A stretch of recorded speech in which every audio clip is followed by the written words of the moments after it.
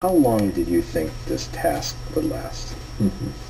The first program plan that we put together showed a 5-year timeline. 5 years.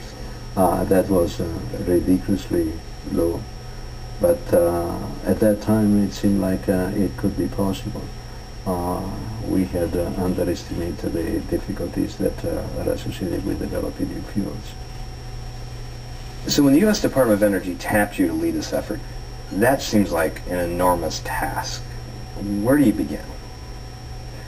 Well, in an orderly fashion, you start by checking out on how many research reactors there are, where they are, what are their characteristics, what type of fuel you would have to develop in order to make it possible for them to use low-enriched uranium instead of highly-enriched uranium. Did you even know how many research reactors were out there? We had not a focused idea. I remember that one of the first tasks that the person in our group received was to try to figure out what that number was. And one of the things that also we didn't know is how many research reactors were in the United States. And actually, one creative idea that came to us that we followed was to provide funds to the University of Michigan to prepare a book that was also sponsored by the American Nuclear Society, listing all the characteristics of research reactors in the United States.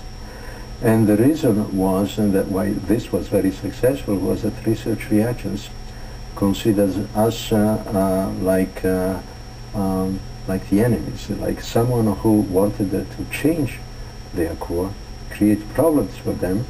But if the questions came from the University of Michigan, the acceptance was very different. But if you took the highly enriched uranium out of some of these reactors and put low enriched uranium, would there be any difference in how those reactors work?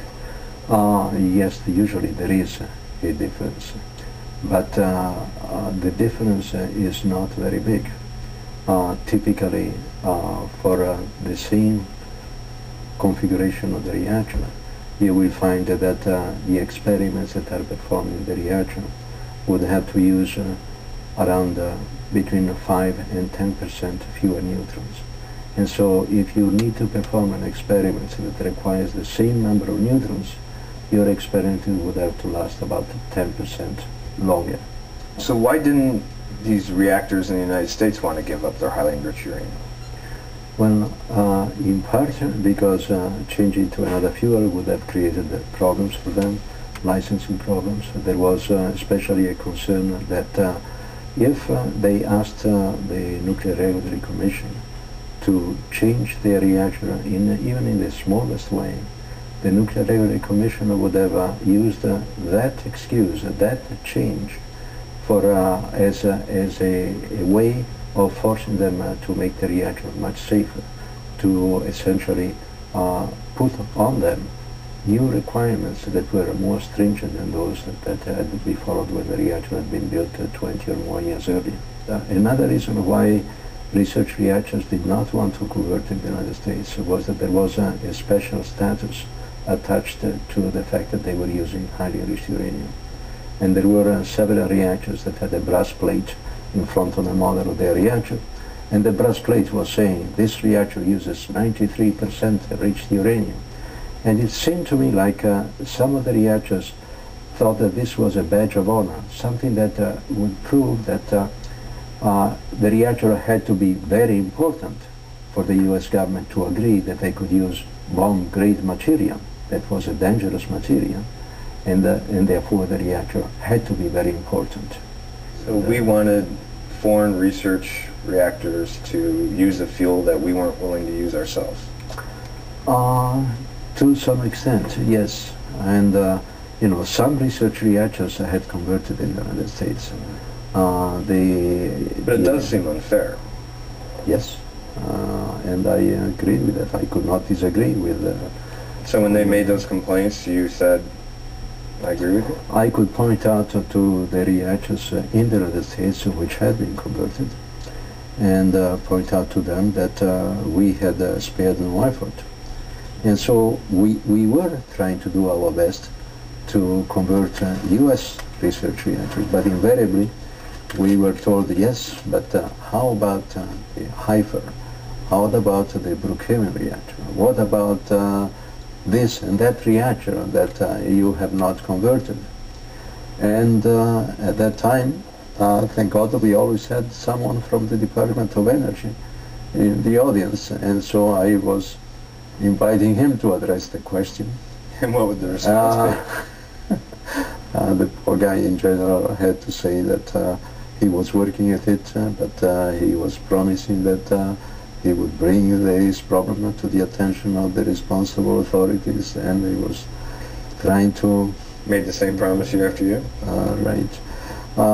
But at least the message was brought up strongly to him, so that after coming back he could report to the Department of Energy that it was not I that I was just inventing stories when I was pointing out to the foreign opposition to this way of operating, but it was something that really the United States government had to take seriously. We've talked to officials both here and abroad who think that the Department of Energy is exaggerating its progress in the last 2 years. And the department has said they've made great progress in this effort since you've left, at a rate much faster than what you had. Do you think that the Department of Energy is exaggerating its success? Probably, yes. Do you have examples of that? Or? Well, most of the reactors that were converted after I left were already well on their way to being converted before I left. This effort is very important because it's difficult to imagine what terrible things would happen if terrorists put their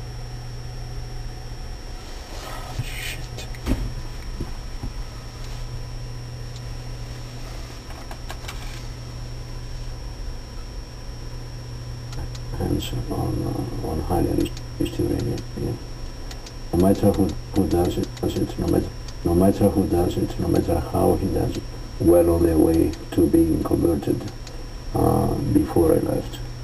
This effort is very important because it's difficult to imagine what terrible things would happen if terrorists put their hands on highly enriched uranium. And no matter who does it, no matter how he does it, it's very important that someone gets rid of it.